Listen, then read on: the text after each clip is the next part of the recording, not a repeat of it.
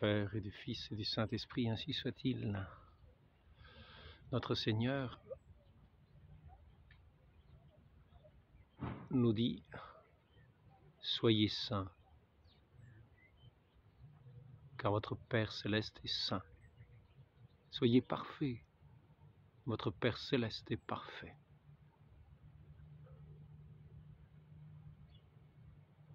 Et effectivement,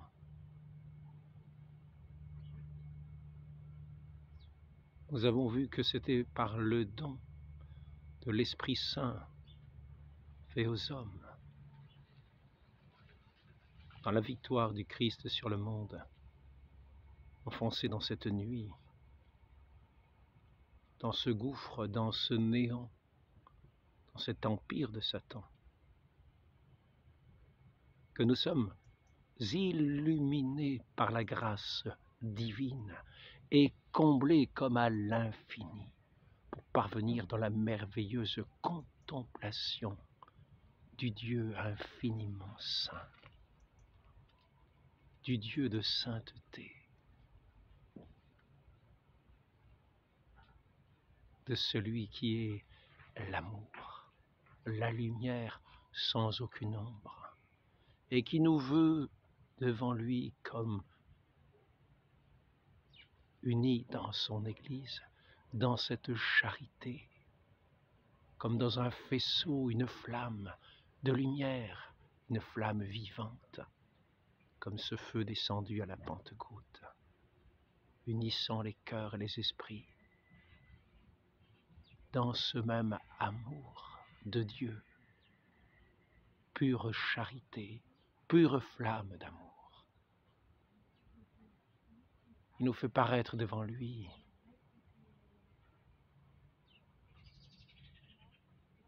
dans son Église,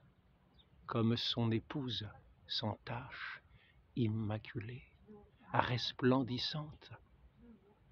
des dons du Saint-Esprit et de la grâce de Dieu. Ainsi, pour continuer sur l'Église, nous allons considérer les habitants de cette Église. À Lourdes, nous avons vu que la Vierge Marie a fait demander par Sainte Bernadette aux prêtres de bâtir une chapelle. Dans l'Ancien Testament, nous avons vu qu'il était demandé à Salomon de bâtir un temple à l'honneur de Dieu, et que de ce temple, ceux qui viendraient prier seraient écoutés, seraient exaucés dans leur détresse. Et nous avons vu que celui qui est le véritable Salomon, celui qui est la sagesse incarnée, c'est lui qui est venu ici-bas avec l'étendard de la croix, rassembler autour de lui tous les élus pour constituer l'Église, le temple saint de Dieu, où sans cesse est offert le saint sacrifice, où sans cesse est offerte la louange qui plaît à Dieu, la louange de ces cœurs unanimes, vivant de son amour, de sa charité, dans la sainteté.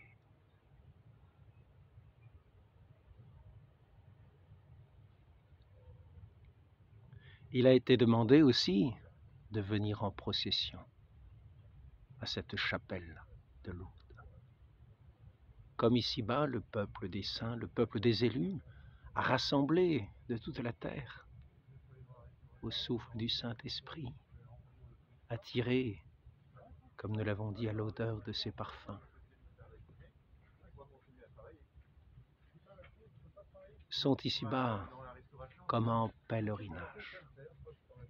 vers la Jérusalem céleste.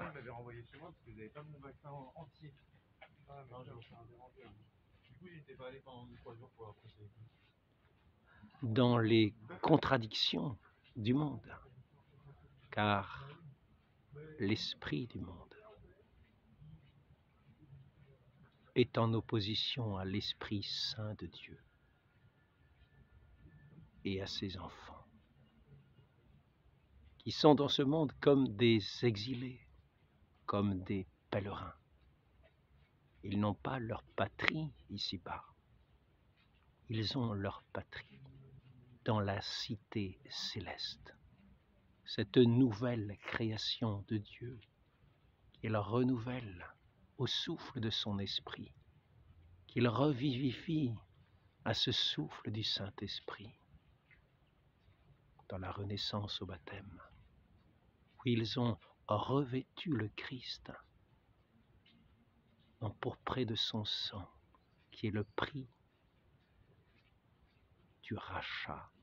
de cette nouvelle humanité.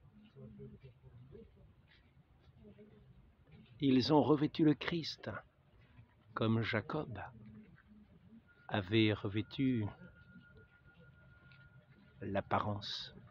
de Ésaü pour paraître devant leur père et recevoir la bénédiction de ce père, comme nous-mêmes en revêtant le Christ au baptême, marqué du sceau de son sang. Nous paraissons devant le Père éternel, revêtu du vêtement de son Fils unique, pour recevoir ses bénédictions, sa bénédiction, en lequel est toute grâce, toute richesse, tous les biens, et non seulement les biens d'éternité, mais, comme nous l'avons vu, l'Esprit de Dieu, qui est un esprit tout-puissant et qui est le don fait dans cette bénédiction, le don du Saint-Esprit aux apôtres, le don du Saint-Esprit aux disciples, le don du Saint-Esprit à ceux qui se sont mis à l'école du si doux Sauveur, qui dit « Je suis doux et humble de cœur, mettez-vous à mon école ». Ils ont même dans le don du Saint-Esprit le pouvoir de faire des miracles, le pouvoir d'agir sur cette création qui, pour le monde, est devenue un objet de châtiment, un objet de malédiction. Mais pour les saints, redevient objet de bénédiction au signe de la croix. Ainsi, ils vont être les pèlerins, les étrangers, les exilés dans ce monde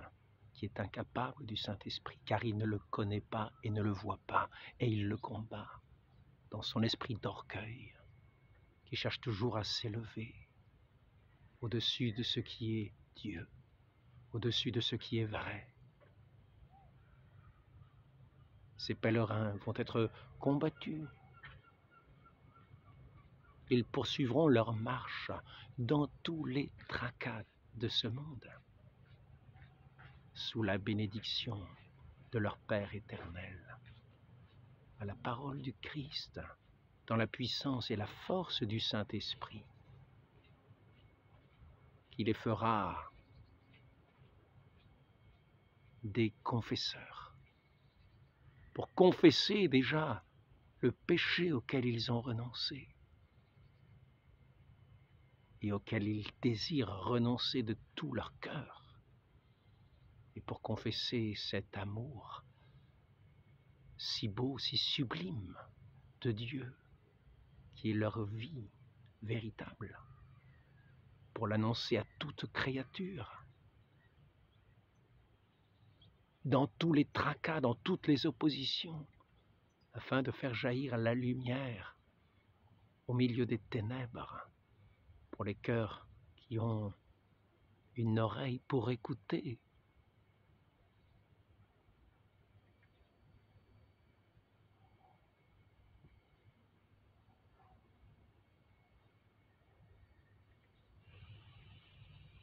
Il y aura ceux qui, dans la patience, quelquefois le silence,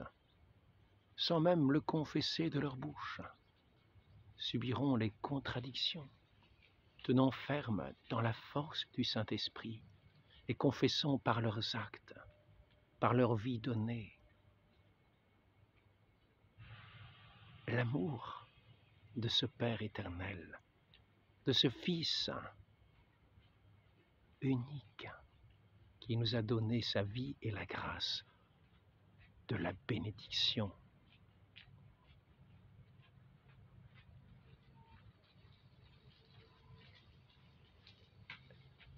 Leur semence, leur mort, leur martyre, unis au sang du Christ si précieux qui les a rachetés, est une gloire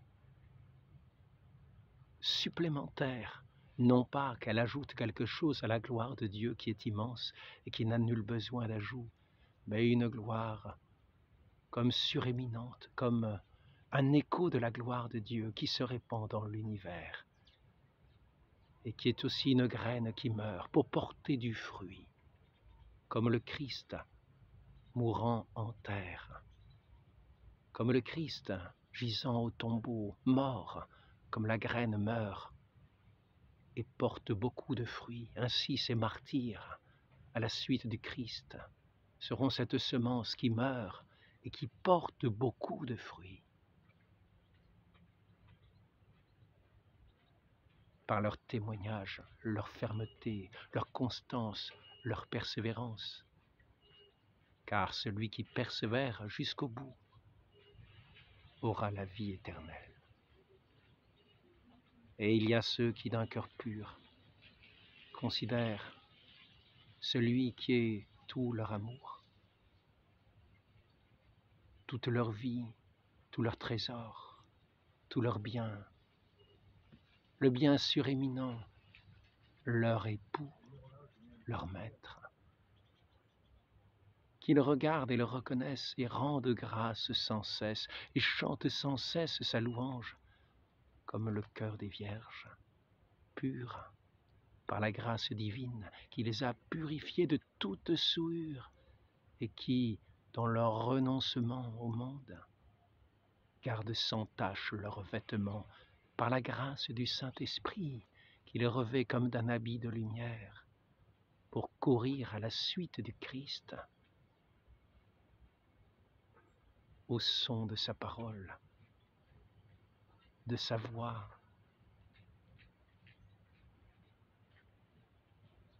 comme des épouses unies à leur époux. Et comme fondement de tout cet édifice de l'Église, nous avons les apôtres, par qui j'aurais pu commencer, qui sont les plus éminents parmi les disciples du Seigneur, les 12 choisis, qui seront les 12 portes de l'édifice de la ville sainte. Ces 12 apôtres, envoyés aux 4 coins du monde, pour porter la parole de vie, telle une torche, pour illuminer le monde, éclairer le monde, avec la force qui leur a été donnée à l'Esprit, à la Pentecôte,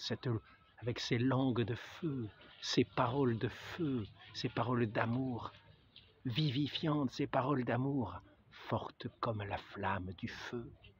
pour toucher les cœurs, pour convertir les âmes, pour ramener tous les enfants dispersés de la maison d'Israël, avec tous les dons du Saint-Esprit, de façon suréminente, tel qu'il avait été promis à ses disciples. La force de faire les miracles, de ressusciter les morts, de chasser les démons. Ainsi ont-ils agi, mais surtout, ils sont le fondement de l'Église, car ce qui sortait de leur bouche, c'était la parole même du Christ, et tels d'autres Christ, ils paraissaient comme des lumières dans ce monde enténébré, et eux-mêmes qui avaient écouté la parole du divin Maître, qui avait les paroles de vie, portaient en eux-mêmes ces mêmes paroles, car ils aimaient leur Maître, et ils gardaient au fond d'eux-mêmes leurs paroles. Et c'est le Christ, toute la Sainte Trinité entière qui habitant en eux, reportait ces paroles, les rendait éclatantes à la face des peuples, pour étendre l'Église, le royaume de Dieu, sur tout l'univers, ne laissant à Satan que son royaume d'ombre et de mort.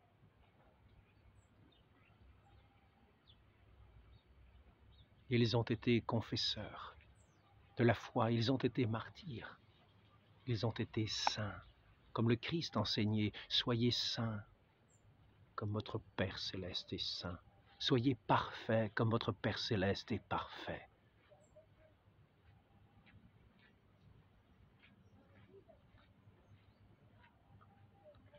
Le Christ, le modèle, a été leur modèle. Il leur a enseigné à porter sa croix et à vaincre le monde et l'esprit du monde par la croix, avec la force du Saint-Esprit. Et tous ces saints du monde entier qui se sont réunis dans cette unique Église comme l'épouse du Christ, rayonnante de lumière.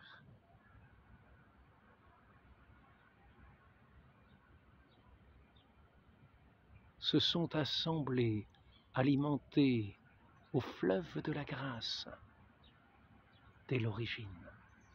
au pain de vie du Christ qu'il leur donnait dans la table sainte du saint sacrifice,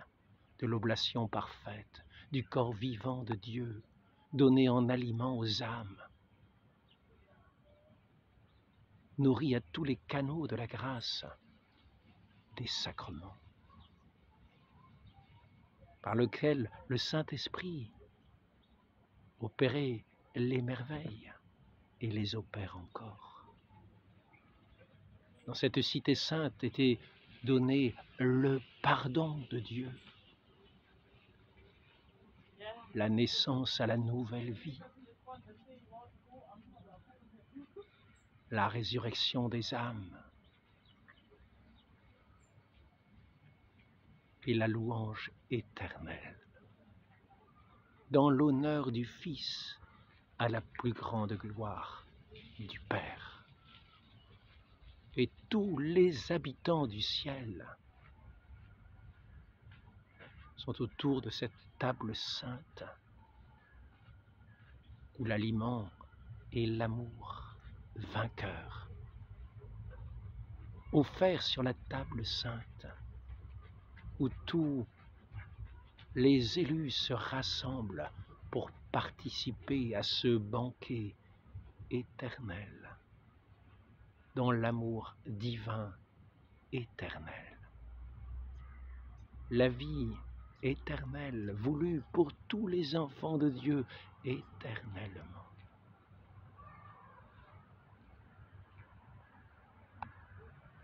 Demandons la grâce de répondre toujours aux inspirations de cet Esprit Saint de Dieu qui nous parle et nous révèle le Fils pour nous conduire au Père à sa plus grande gloire et dans la louange éternelle. Réunis dans cette même famille des enfants de Dieu, sous la maternité d'une même mère, la mère de notre divin Sauveur, la mère du premier-né, l'aîné d'une multitude de frères, dans cette cité sainte, où tout péché, où toute ombre est banni, où tout chagrin, toute larme est effacée, pour entrer dans la joie du Père céleste. Ainsi soit-il. Au nom du Père et du Fils et du Saint-Esprit, ainsi soit-il.